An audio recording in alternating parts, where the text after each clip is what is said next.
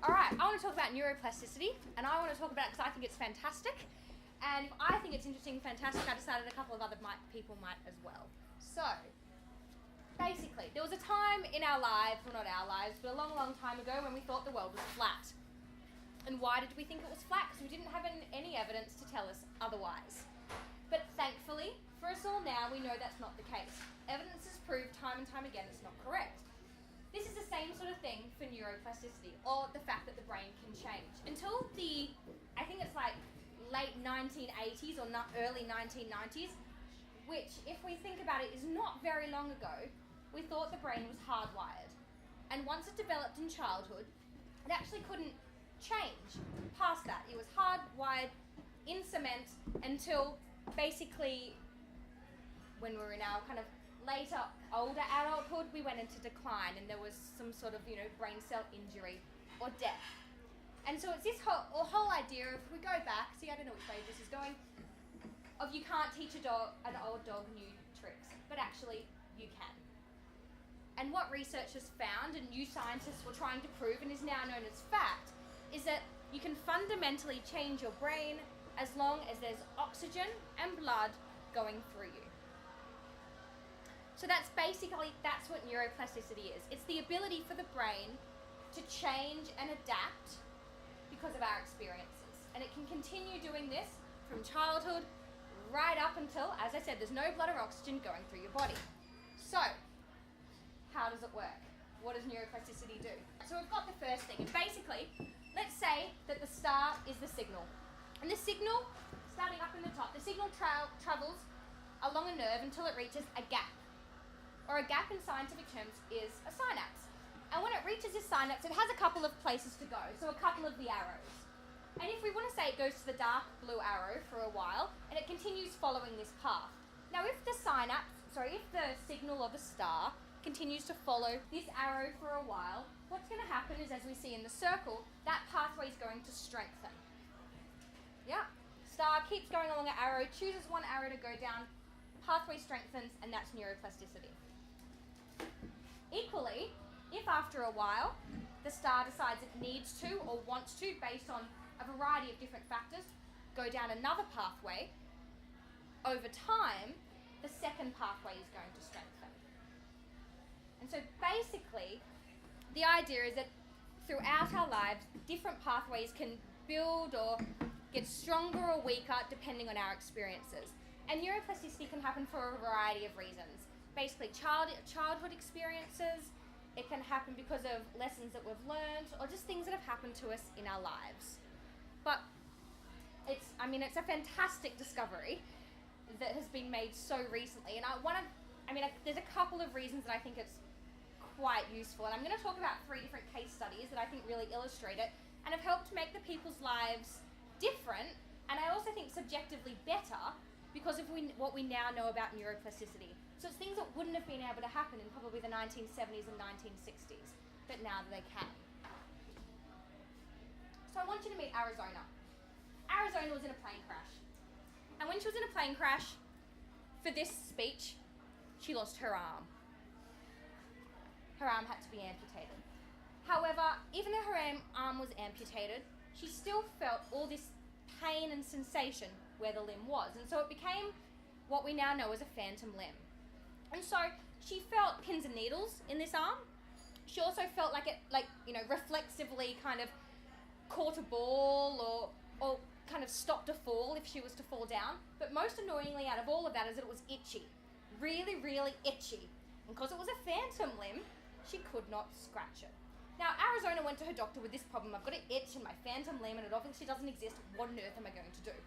And so the doctor, knowing a little bit about neuroplasticity, good on him, decided that he was going to try and see what was going on with the neurons and the part of the brain that were no longer being used. Because if we have to think about it, if we lose an arm or if we lose a limb or something like that, the part of the brain just doesn't disappear. It doesn't go away like it may, or some of the function doesn't disappear like it might in a stroke.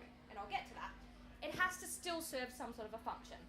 So what he did is he blindfolded her so she couldn't really see what was going on. And then with a cotton bud, he started to touch and kind of stroke different parts of her neck and face. And he found that if he touched a certain place on her cheek, not only did she feel it in her cheek, she also felt it in her arm. And when he stroked somewhere on her upper or lower lip, yes, she felt it there, but she also felt it in her index finger. And through some trial and error, what they were able to find is that if she scratched a particular place on her cheek, she could scratch that itch in her arm. That is awesome. And so because this doctor is fantastic, he didn't just leave it there and he wanted to see some more science behind it, so he then scanned and mapped her brain to try and figure out what was going on. And what he found is that the brain map for the arm and the sensations in the arm had become fused or merged with the face sensations. And so therefore, the face sensations were taking on kind of both jobs. Those of the face and those of the arm, which no longer existed. Now, as I said, these neurons were still firing or trying to fire in Arizona's brain. They just had nothing to try and, connect to and attach to. And they're so hungry, they want to keep being used. And so they start to find areas that are nearby to attach to. And similarly, parts of the face and the face sensations and things like that, and the neurons associated, the pathways associated with those, start sprouting out and kind of latching onto the neurons that were reserved for the arm map. And so that's how the sensations started to merge together. Now, it'd be hypothesized that over time, these arm map areas of the brain would become so merged with the facial sensations that it would decrease the sensations in the arm completely, and you'd no longer feel the phantom limb. But this is something that would take time as the pathways strengthen, going back to the picture before, when all the stars started going down that second pathway, as opposed to kind of dividing into two.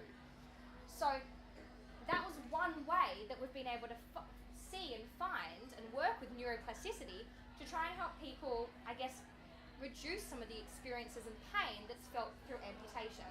And there's a variety of other things that have been used as well, in terms of people who have arms that feel frozen or dead weight as well. And the things like mirror boxes is one of the big things that's been able to use. You put the working arm against a mirror and start doing things, and then look at the reflection, and it looks like you're doing it to the asymmetrical part of your body.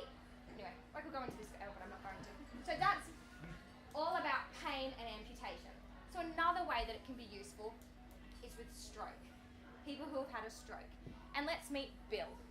Bill was a politician, and he was a healthy, virile man who one day was playing tennis, and his partner was saying that his tennis balance was a little bit off. Then he was driving to work after tennis, as you do, and tried to get out of the car, and his left leg, he couldn't really get his left leg working to try and get it out of the car. And in the next 14 hours, things declined rapidly, and he basically lost function in the left side of his body. So following surgery, and he had a stroke. Sorry, I should mention that part, that's quite important, had a stroke. And because it was kind of movement in the left side of the body, we think that the right motor cortex is a thing that's been damaged. Remember, right, left, right. It's a thing that crosses the midline in terms of the function of the body. So right motor cortex damage, left side can't do anything with. Had surgery for the stroke, removed the bleed, and then when he woke up, he still had very, very limited movement on the left side of his body. So he couldn't play tennis anymore, poor guy, especially movement was especially in his arm. Couldn't eat, couldn't grip, couldn't do all the things with his arm he used to be able to do. And so what had happened in this case, so unlike Arizona where the arm was removed but the brain neurons kind of stayed the same and wanted to find new connections, the stroke is a brain bleed, and so the brain was actually damaged or compromised. And what happened in this case is that some of the kind of pathways or neurons either shrunk or wasted away, or they atrophied, which means they died. And so there was some loss of neurons and function related to that. But it doesn't necessarily mean that he can never use his left side of the body again, which 40 years ago we thought would have been the case. Basically, a great guy called, I'm going to call him Taub, but he could be Taub, doesn't really matter, T-A-U-B, through experimenting on monkeys, realised that if he severed the sensory nerve of a monkey's arm, the monkey wouldn't use their arm. They'll just keep using their dominant arm to eat a banana and bash their chest and do the things that monkeys do. However, if you put that good arm in a sling, over time they started to use the arm where the nerves were severed, the sensory nerve was severed.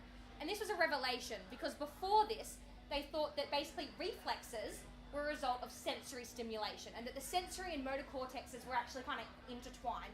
This was the first bit of evidence to show that they were separate parts of the brain.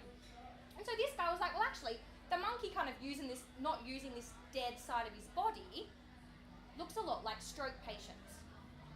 So what if we, with stroke patients who are compromised on one part of their body due to stroke, basically contain the good part of the body and see what will happen? And this is what he did with Bill. So Bill had his right arm in a sling to see if he could start having function back of his compromised left side, and it's exactly what happened. So through massed practice of like 10 hours a day doing very gross motor basic tasks, putting pegs in a pegboard, gripping things or gripping balls, constantly, he was able to have proper function of his arm again. Pretty much back to pre-stroke ability. And but what was happening is that the brain, what's in here? Yeah. The brain was able to strengthen those pathways that had originally been weakened, and also new pathways were able to form that were going to be able to help the structure. So the other thing that's amazing is that, say for example, the left cortex, which would control the right side of the body, motor cortex, may not have been being used to its full capacity. Or even if it was, what can happen is it can take over some of the functions that the left can, or that the other side of the brain can no longer do. So it can start to actually cross, again, the hemispheres to be able to take on that function due to neuroplasticity, due to the fact that the brain can change, and you can start using this function. But it's not only for people who just had a stroke. They were being able to find this effect of people who hadn't been able to use their arms for 20, 30 years, going into this mass practice of containing the good parts of the body, and they were able to again find function of this arm. So the philosophy, which I've got up here, or use it or lose it, isn't accurate anymore, because we are able to keep finding ways of making the brain rebuild and regenerate and reconnect to help us out. Now the final one is to do with sex and love. So the libido, like everything else, isn't hardwired. We don't have an invariable biological urge in regards to our sexual experiences. Like everything else, it's related to our childhood, lessons we've learnt, and also previous sexual encounters. So meet Hank. Hank was good looking, he was single, and he was depressed. And he sought out treatment. The reason he was depressed is because he just started a relationship with a woman who was already seeing somebody else. And this woman had wanted a relationship with Hank and wanted him to abuse her during sex and perform, horrendously violent acts on her during sex. And he felt willing to oblige and wanted to oblige. And he realised this wasn't right. This was also a pattern that just kept repeating itself, and so he sought treatment. So Hank always found these kinds of women. He was always with women who were possessive and obsessive with him, or like castratingly cruel to him as well. That's right. But there are also the women who turned him on and who got him off. You'd get a nice, pleasant girl who'd want to come and talk to him and treat him right, and you'll just dismiss her and have no interest in her whatsoever. So Frank's childhood. Frank had an emotionally abusive mother, prone to violence and rage-fueled outbursts. She was needy, and she was also incredibly seductive, and he had a very seductive relationship with her, a very sexualized relationship with her. So she would walk around in see-through nighties, talking to him and wanting hugs. She would talk to him as if he was his lover. And he also said he remembers a time as a child where she invited him into her bedroom and he put his foot against her vagina as she masturbated. But because of who she was and the fact that he actually hated her and hated her moods and hated how violent she was, and yet did all these sexualized things with her, and he also hated his dad, who he knew he had to love, but he hated him due to the fact that the dad wouldn't protect and wouldn't stand up for him. He had this very enmeshed relationship between violence and sex. And while that's all he knew during his childhood, even when he got out of his childhood, it actually became what he craved. reasons he craved it is because the pathways of sex and violence, his neural pathways, were fused together. And so basically, at every time that he thought of violence, he thought of sex, and thought of sex, and thought of violence. And the pathways became so fused together, they became the same thing. And so basically, it ended up, as much as he didn't want it to be the case anymore, it kind of became this unfortunate cycle. It's because even if you want to try and reduce it, you can't. Because as I said, every time you think of sex, it reminds you of violence. Every time you think of violence, it reminds you of sex. So it actually just strengthens the pathway more and more. So what they did in treatment was to try and differentiate the pathways and try and separate them so that the brain could learn that they could be two separate things. So one of the first things he had to do was abstain from all sex and abstain from all violence to weaken the strength of the pathway. Yes, unfortunate. Correct. Now, over time, after that pathway was weakened, he was really promoted and encouraged that every time he just had a thought of physical sensations, of a pleasant physical sensation, it didn't have to be sex, just something physical and pleasant that didn't relate to aggression, he had to hold on to that and keep thinking about that and keep thinking about what it meant and pick up on every time that it happened. Similarly, every time there was something to do with violence or anger or aggression that had nothing to do with sex, and of course they do happen independently, he had to think about that over and over and over to try and strengthen one pathway and another. Now it took time, and because this was his goal, he did work for it, but over time the pathways did become differentiated and they strengthened independently of one another, and he was very slowly able to have a healthy relationship and sexual interactions with a woman that didn't involve violence. And so that's kind of another way of which neuroplasticity and what we know about the brain can kind of be infiltrated into therapy, which is something that as a psychologist I'm interested in, to try and teach people about not just sex and love as a psychologist, looking at your face, Peter Price, but in general, being able to give people the education that actually change can happen because of this idea that our brain is malleable. Okay? So neuroplasticity, neuron, plasticity, plastic, can be changed, can be melted, can be malleable, and things like this. Now, the other thing I find really interesting is the fact that we can all retrain our brain, or we can all do things in terms of neuroplasticity. Now, if you are an amputee, or if you've had a stroke, or if you have an interesting sexual relationship with your mother, any of this stuff might be really useful. But if you haven't, there are a couple of other things that you can do as well.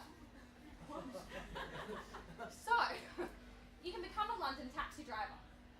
The reason you can become a London taxi driver is because there's been research showing that the hippocampus of a London taxi driver is significantly larger than both normal everyday people and also other people who are in the who drive a bus or who drive a train. The reason is the hippocampus is involved in kind of specialized in terms of navigation and spatial locations and location and awareness. And the taxi drivers, even before they get their taxi driver license in London, basically need to know every route they will ever be asked to know. And so the hippocampus or whatever volume is increased, as opposed to a bus driver who follows the same route every day. So, want to retrain your brain? Become a London taxi driver. What can you also do? You can play a musical instrument. So basically the grey matter in professional musicians is a lot larger than intermediate, which is a lot larger than non-musicians in the areas related to music. So some of the areas of the parietal lobe and temporal lobe, and also some of the motor kind of cortexes as well, because of what you have to do. So you need to play a musical instrument well, but as it says up there, you don't want to play it with two fingers at the same time. Why don't you want to do that? Because we've found that if someone who's a professional musician who plays an instrument with two fingers, kind of using the same sort of function, over time may actually merge the brain map of the two fingers so that the two fingers actually start to move as one. It's something called focal dystonia, and it's basically the fusion of two brain maps, similar to maybe Hank and his, sex and violence brain, pathways have kind of fused. So could the fingers. Now, there's an experiment that's been done in monkeys, which has shown the same thing. They actually sewed monkeys' fingers together for a while. Yes, I know. They don't think they do it anymore. And then when they unstitched them, they found that they actually couldn't move them independently of each other, and it took a lot of time to try and fuse them apart. But with the musicians, again, similar to abstaining from sex, they have to abstain from playing music for a while, or you all have to when you become professional musicians for neuroplasticity purposes, then have to abstain from playing music for a while to weaken the pathway, and then very slowly, rebuild two individual pathways. So you can also exercise. Exercise is great for everyone, but it also, it's neurogenesis. It produces more neurons. The more neurons you have, the more you can do with them. The more likely it is that neuroplasticity and, you can actually use them for other sorts of purposes. So you can do that. Now you can wear a blindfold, because it's been shown that if people wear a blindfold for 2 days, 48 hours, then the visual cortex starts taking on sound and touch. Starts finding out different information about sound and touch. And so, because it's not needed for the purpose of the visual cortex anymore, or vision. However, if you take the blindfold off, within 12 to 24 hours it will all turn back to normal. But that's what I really want to do, because I think it would be really interesting to find out. And finally, if all that fails, you can become a Tibetan monk.